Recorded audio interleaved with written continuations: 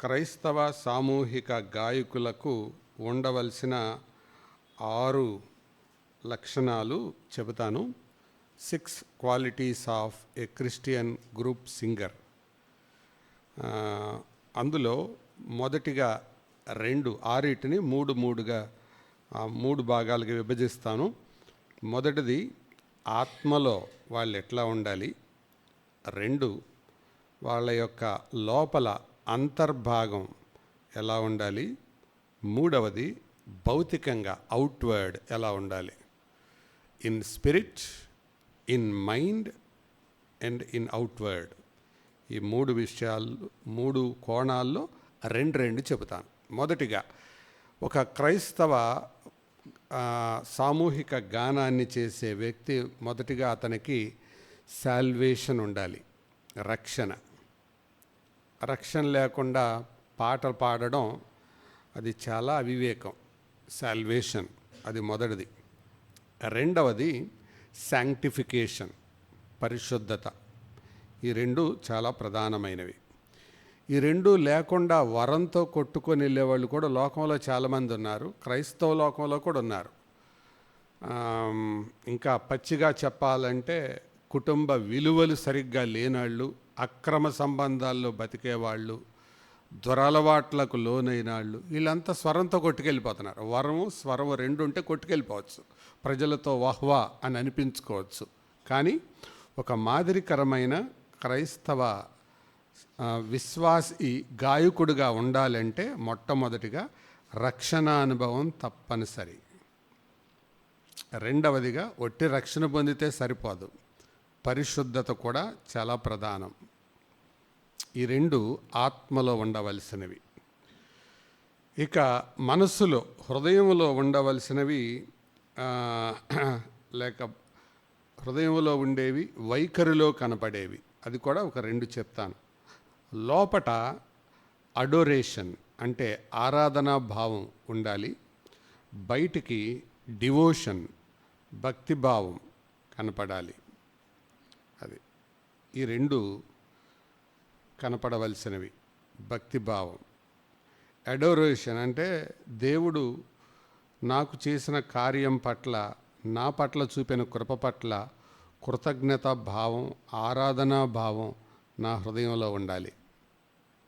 2వదిగా భక్తిభావం చూసేవాళ్ళకి కనపడాలి. ఏదో అల్లరి చిల్లరగా ఆటకాయతనంగా ఉండడం కాదు, కానీ నిజంగా ఆ భక్తి భావం మన ముఖంలో, వైఖరిలో కనపడాలి. తర్వాత బయటికి అవుట్వర్డ్ అనగా ఇవి బాహ్య సంబంధమైనవి, కేవలం కంప్లీట్గా అవుట్వర్డ్. అది 1 కోఆర్డినేషన్, 2వది ఓపెన్ టు సజెషన్. సమన్వయంతో పాడడం, సలహాలను స్వీకరించడం, ఇవి బయటకు ఉండాలి. నేను పాడిన దాంట్లో తప్పే ఉంది అనేవాడికి గ్రూప్ సింగర్గా పనికిరాదు. గ్రూప్ సింగర్ అంటే, ఇది తప్ప అండి, నేను సరి చేసుకుంటాను, ఇది నేను అనలేకపోతున్నాను, ఇది నేను ఎలా అనగలుగుతాను అని నేర్చుకునే స్వభావం ఉన్నవాడే అది పాడతాడు, అది నేర్చుకుంటాడు. కాబట్టి అది గ్రూపులో అతకని వాళ్ళు, నా స్వరం బాగా వినపడాలి అని ప్రయాసపడేవాళ్ళు దానికి అర్హులుగా ఉండలేరు. అటు 2 చెప్పాను సింపుల్గా. ఆత్మలో ఏముండాలి వాళ్ళకి? మొదటిగా లోపట రక్షణ అనుభవం, 2 పరిశుద్ధత పట్ల తపన, సాల్వేషన్ అండ్ శాంక్టిఫికేషన్. 2వది లోపల దేవుని పట్ల కృతజ్ఞతాభావం, హృదయంలో, వైఖరిలో ఏమనుకున్నాం, భక్తిభావం అనగా అడోరేషన్ అండ్ డివోషన్. ఇలా అనుకోవచ్చు, adoration in the heart, devotion on the face. హృదయంలో ఆరాధనా భావం, ముఖంలో భక్తిభావం, ఇది బయటికి కనపడాలి. తర్వాత ఇక టాలెంట్, తలాంతు పరంగా సమన్వయం చేసుకోవడం, coordination and also open to suggestion అంటే సలహాలను స్వీకరించే గుణం. ఎవరో గతంలో అన్నారంట, మా వాడు అంతా మంచోడే కానీ తనకు తోసదో చెబితే విండో అన్నారంట. ఇంకేం మంచోడాడు, తనకే తొయ్యదు, చెబితేను విండో, ఇంకా అంతకంటే హోప్లెస్ ఫెలో ఎవరుంటాడు. కాబట్టి మనకు తొయ్యాలి, చెబితే అన్నా వినాలి, అదే అన్నమాట. కాబట్టి ఈ ఓపెన్ టు సజెషన్, సలహాలను స్వీకరించే గుణం కలిగి ఉన్న వాళ్ళు తప్పకుండా క్రైస్తవ బృంద గానంలో, సామూహిక గానంలో ఉండగలుగుతారు. ఇది గుర్తుపెట్టుకుందాం.